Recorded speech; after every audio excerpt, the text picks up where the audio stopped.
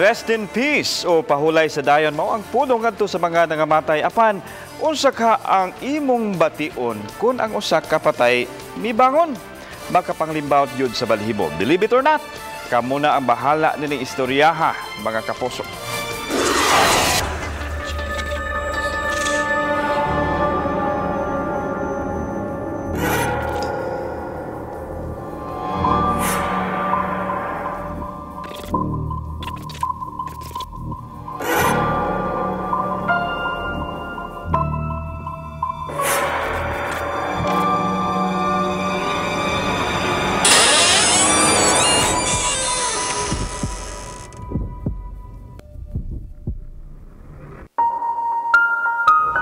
Ako si Arnel Amora, assistant Balmer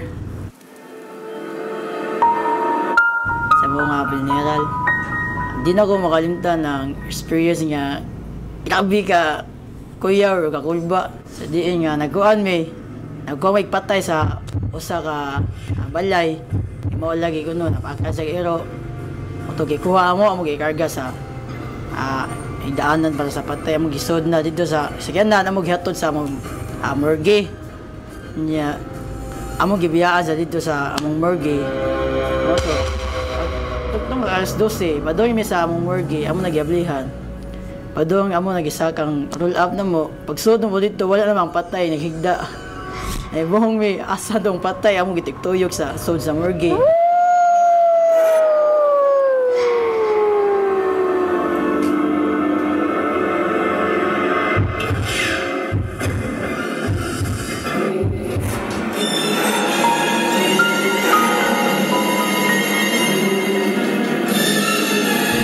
Lagi siya dito mo to na may usa ka kwarto dito nga abli siya amo siya gitan-aw dito na amo siya dito may ilang misa dito tago mo siya sa ilaw nagpungko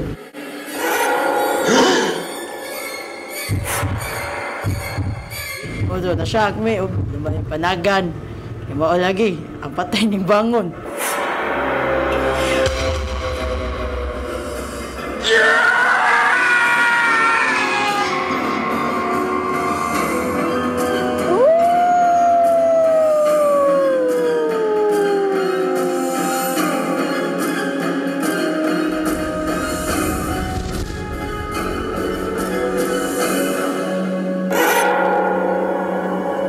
Muto, amo lagi pugos ang ugalingon nga di mahadlok. Muto, nibalik amo gisod balik amo gipasininaat. So amo sa siya atos doktor amo ipapas doktor pa check up kay ano nabuhi siya. Muto, gipauna na mi siya lakaw kay na-close mi sa roll up. Ibo mi pagbalik pagtan-ana mo. Nihagba man siya kalit. Muto kitan-ana mo balik ang pulso. Wala namang gyud. Muto amo gibalik siya ato dito sa morgue. Pagkatod na mo, wala, amo gipadagtaoran. Wala gid ibangon. Patay na gyud. Patay na gyud siya. Gimbal sa man na. Oo, gimbal sa man lang namo. Wala namang gyud. Ako si Natsil Casinto, Operation Manager sa nakurot sa kumauto.